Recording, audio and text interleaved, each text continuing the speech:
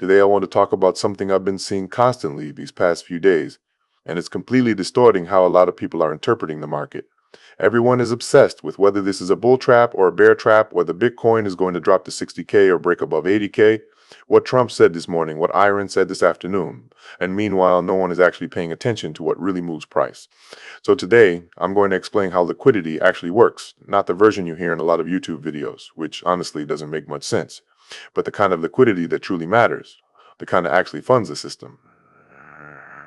I'll also give you the exact levels I'm watching this week, where I see real support, where the key resistance is, and what needs to happen for the market to move significantly higher. So if you really want to understand what's going on in the market right now, stick around until the end, because there are a few things that almost no one is seeing clearly. Let's get into it. Since around the end of February 28th, more or less, we've been stuck in a market environment that changes every minute, almost every second, buying and selling based on the latest headline they've seen.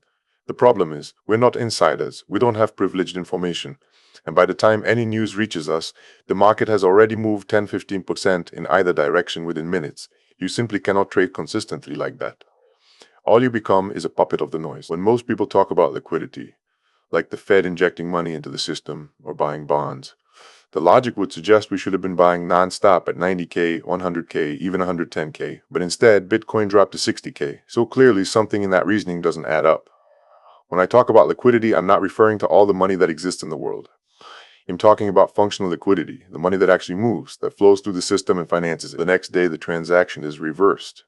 But that same piece of collateral can then be reused by another participant, and another, so a single asset can generate financing across multiple layers of the system. When liquidity is working properly, the market can absorb shocks. When it's not, market makers step away. There's no one to absorb selling pressure. And suddenly, a sale of 100 or 2,000 BTC moves the price far more than it used to. And here's something key. Central banks don't create that liquidity. Commercial banks do. When you take out a mortgage, the bank isn't lending you existing money. Central banks can influence the conditions, but commercial banks are the ones actually expanding balance sheets and creating liquidity. And that's crucial to understand. So with all that in mind, what's happening in the market right now? Honestly, liquidity is holding up surprisingly well. We've had extreme stress, Hormuz tensions, constant geopolitical threats, bond yields pushing toward 4–5%, the mover index spiking, gold pulling back from highs, and yet we haven't seen a disorderly collapse. Why? The S&P 500 pushed toward all-time highs near 1,700 Bitcoin, which was sitting around 60–63K during the conflict without even breaking previous lows, moved up to around 70K, and all of this happened without a major liquidity injection.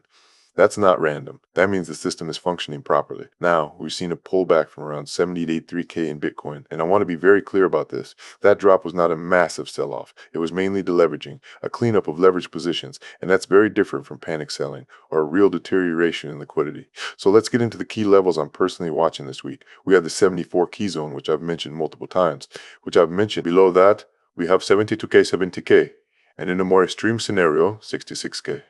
One thing to note, volume hasn't been as explosive as in previous impulsive moves.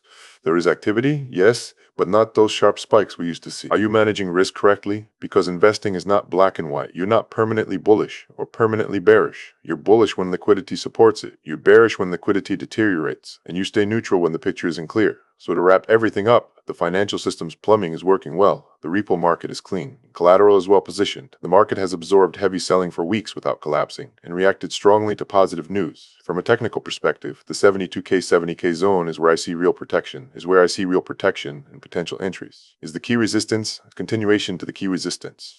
If that level breaks with strength, but the real question is not, is this a bull trap or a bear trap? The real question is liquidity entering the system or not? Is the market arbitraging efficiently or not? Because that is what actually drives price.